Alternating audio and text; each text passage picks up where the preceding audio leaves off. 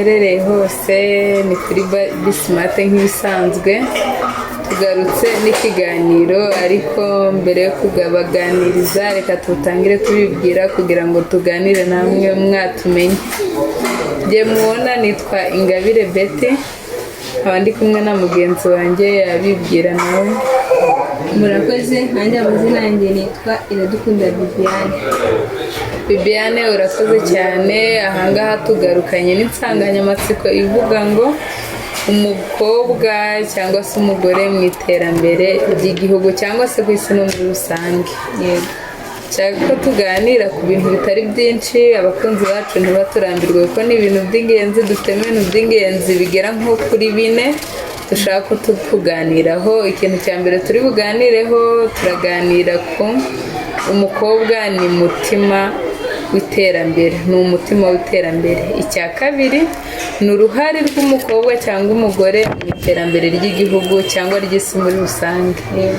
Icya gatatu turareba imbogamizi abagore cyangwa abakobwa bahura nazo mu buzima bwa buri munsi cyangwa se bituma batagera ku iterambere.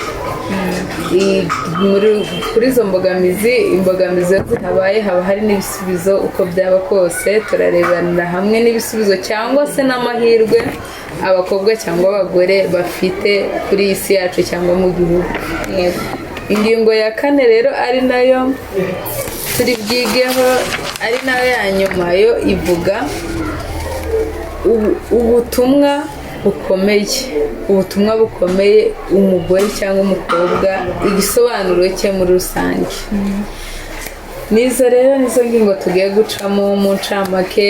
Ubwo nawe nk'umukobwa cyangwa se n'undi mudamu uri kutwumva hari ibyo ari bwibwire.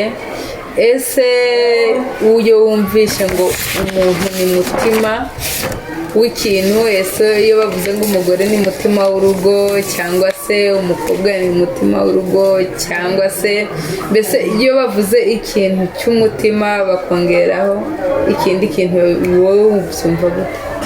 Ngewe ko mbyumva, umukobwa ni umubyeyi w'ejo hazaza.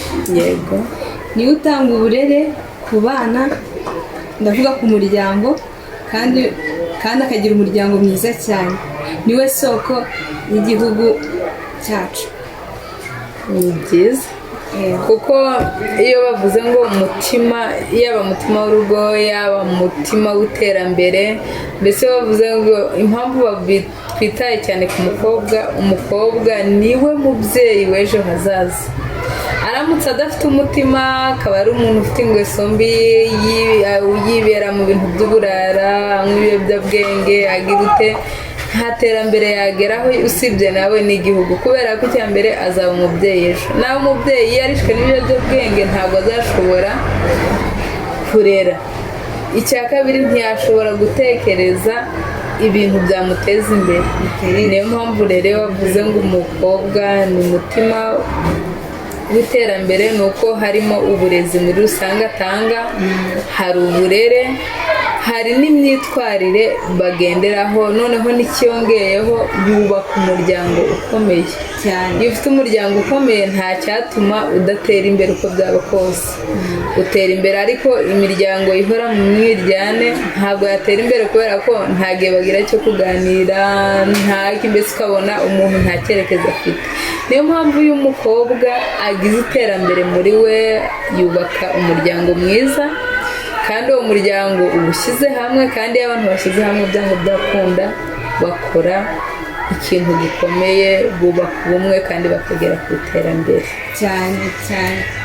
ubwo sinzi niba hari icyo wakongeraho ku kintu, mbese icyo umukobwa wumva, mbese umukobwa biba bimeze bite nk'iyagiye mu iterambere, mbese ubibona ute? Umukobwa yagiye mu bintu by'iterambere ubibona ute? Iyo umukobwa yagiye mu iterambere, iyo umukobwa ahawe ijambo mu gihugu, ahabwa amahirwe yo kugera ku iterambere nyine, kuko hazamo ibitekerezo bishya biturutse ku mukobwa, ubuhanga n'imikorere isukuye. Nk'umukobwa iyo nawe ahawe amahirwe nyine mu gihugu nk'iki gihugu cyacu umukobwa urabona ko abakobwa agenda bari mu nzego zitandukanye kandi bakora ibintu binoze kandi bifite isuku. Rero nk'umukobwa niyo mpamvu twahagarutse, umukobwa ni isoko y'igihugu cyacu, ni isoko y'igihugu cyacu gikomeye. Yego, umukobwa haba mu bukungu ateza imbere igihugu, haba mu burezi, haba mu bucuruzi. Igihe cyose iyo umukobwa noneho mu bintu by'iterambere ku mukobwa ho, iyo agiye nko mu bucuruzi, icya mbere biragoye kubona umukobwa wiba, kandi nawe biragoye kuba yakwihombya cyangwa yakora ibindi bintu yabigiyemo, usanga bimeze neza, ibintu byose iterambere rero rikaguma rihari. Yego, nibyo, nta gihugu cyatera imbere nyine gikumiriye igitsina kimwe. Iyo bose bafatanyije, haba abahungu n'abakobwa cyangwa n'abamama n'abapapa, igihugu gitera imbere cyane. N'ikindi cyongeyeho, abakobwa bagira management cyane kuruta abasore. Niyo mpamvu iyo uzanye abakobwa ukabazana mu bintu by'iterambere, akenshi iterambere rigenda neza kuko bo nta bintu biba bibarangaje, atari umukobwa nyine utazi ibintu arimo, yazi ibintu arimo, abazi gucunga neza umutungo, abazi kwitwara neza, kandi abazi no gufasha abandi ku buryo nta kibazo wagira, byaba ari ab'umuryango cyangwa n'abahandi. Kumva rero abakobwa uko byaba kose mu iterambere ry'igihugu baba bakenewe. Abadamu ni uko iyo umudamu yagiye gukora, byanga byakunda urugo rwe rubaho neza, kuko yita ku burere bw'abana, akita ko babonye buri kimwe, kuko urumva ntabwo aba afite amafaranga ngo abana be babeho nabi. Byanga byakunda agira iterambere, akibuka ko yakwishyurira abana mu kigo cyiza, akibuka ko yaba ahantu hazima, akibuka ko yanabateganyiriza kubera ko yajijutse akagera aho abandi bageze, nyine akayumva ko iterambere rimureba.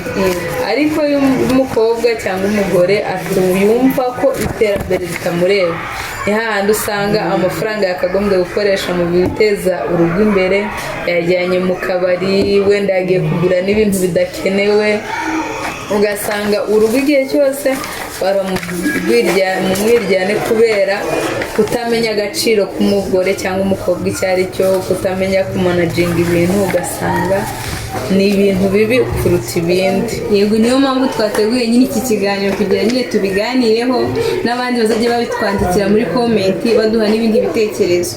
Niyo mpamvu twateguye iki kiganiro tukivugeho.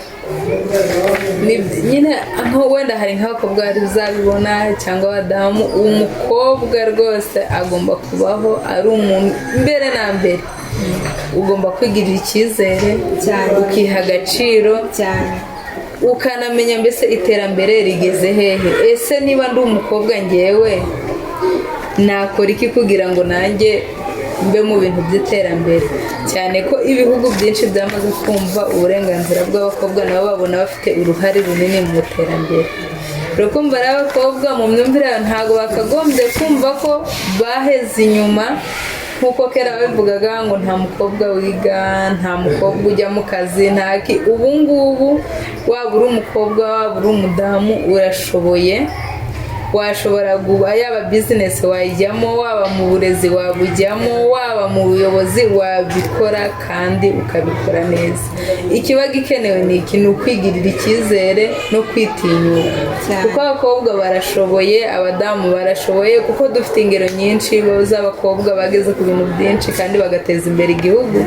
Kuko niba hari nk'abakobwa usanga akabona ari umufotogarafe kandi ari umukobwa, ukabona umukobwa ni umukanishi, ukabona umukobwa ni umwubatsi, ukabona umukobwa ni umuganga, ukabona ni umuveterineri, mbese mu myanya yose abakobwa barimo. Mu bintu by'ikoranabuhanga usanga aribo bigisha za mashini, aribo bazi kuzikoresha.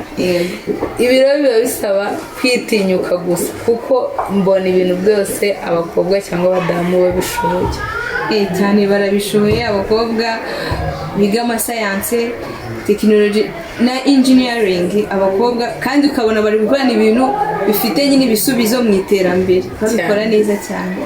Rero kandi no mu muryango ubona umukobwa nyine umukobwa uri muri iryo terambere, umukobwa ariyubaha yego kandi aba afite intego y'iterambere n'isoko y'uburere bwiza, icyizere.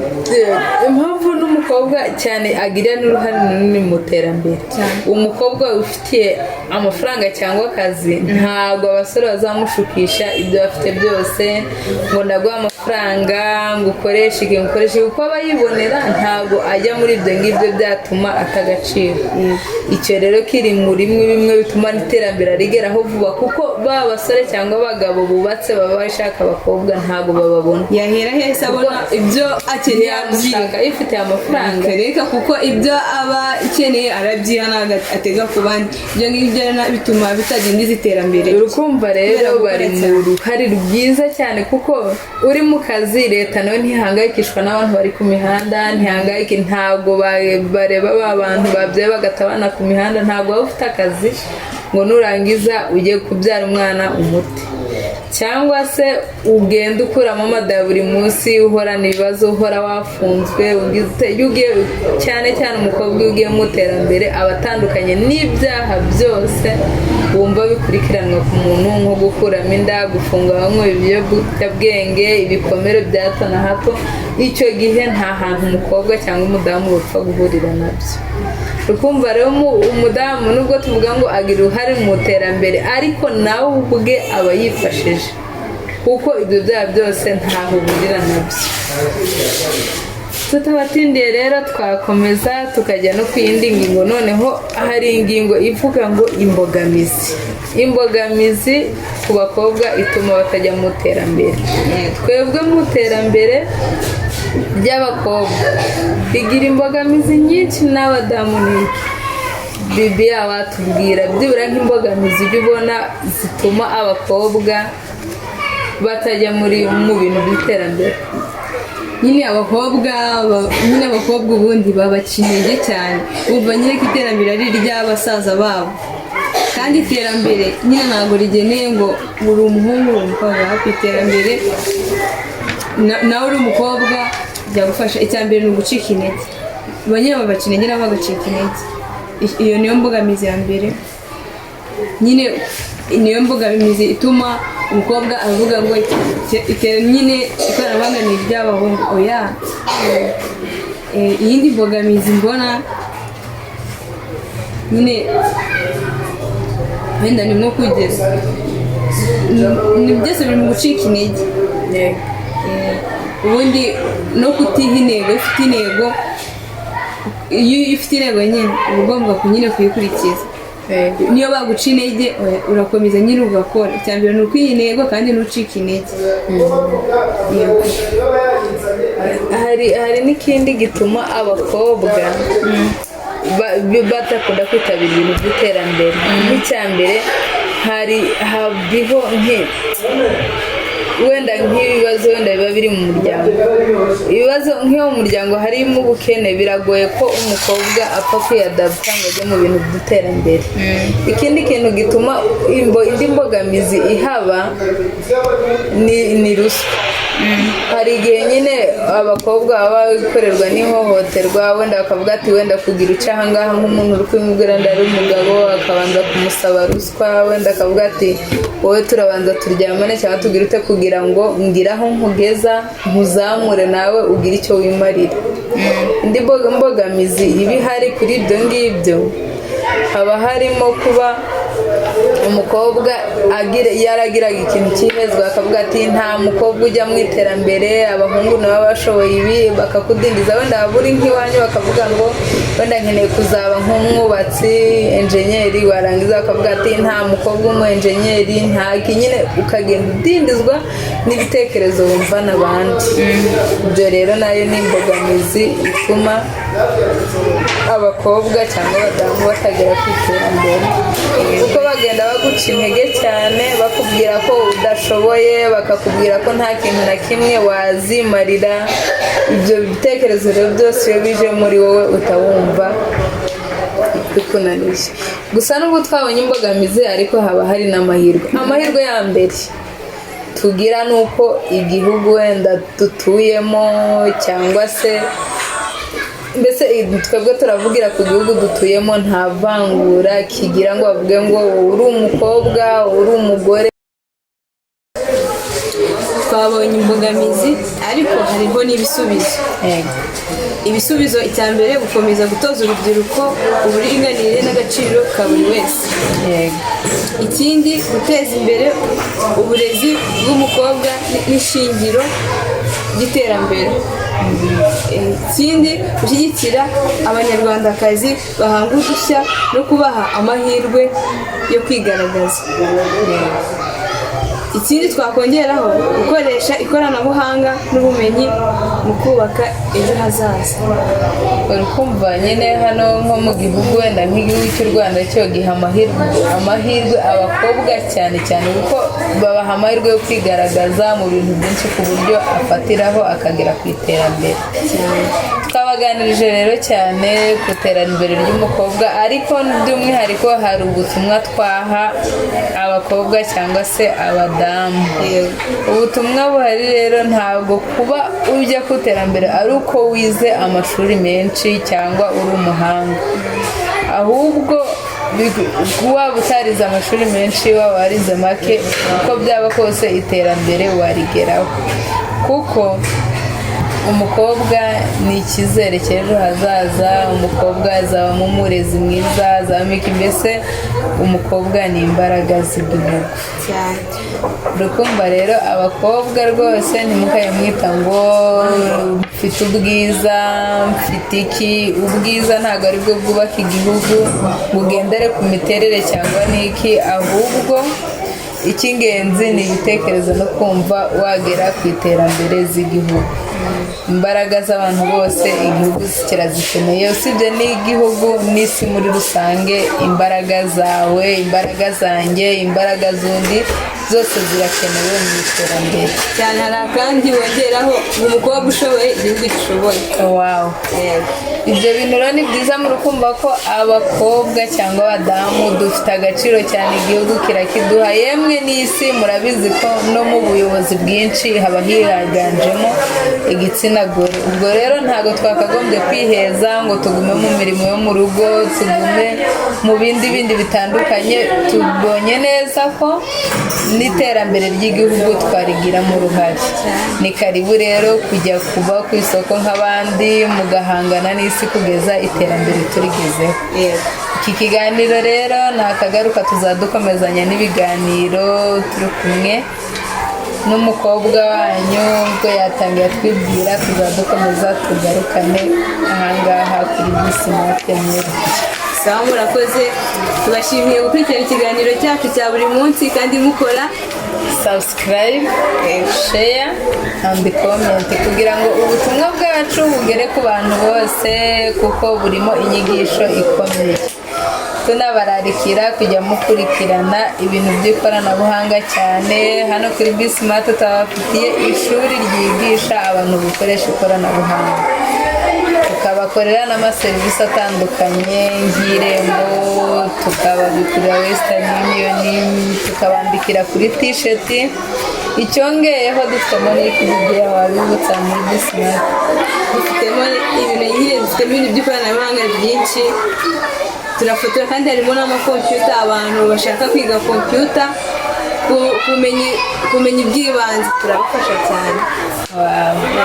Kuri studio rero wari ubikomeje, ariko ntabwo wari utubwiye abantu ko aho waba uherereye twagukorera ibirori byawe, byaba ubukwe cyangwa se n'abantu bagize n'ibyago, twabakorera mu biriyo. Dukora live streaming kugira ngo abadiaspora babone nk'ibyo muri kubona. Murakoze, na ubutaha.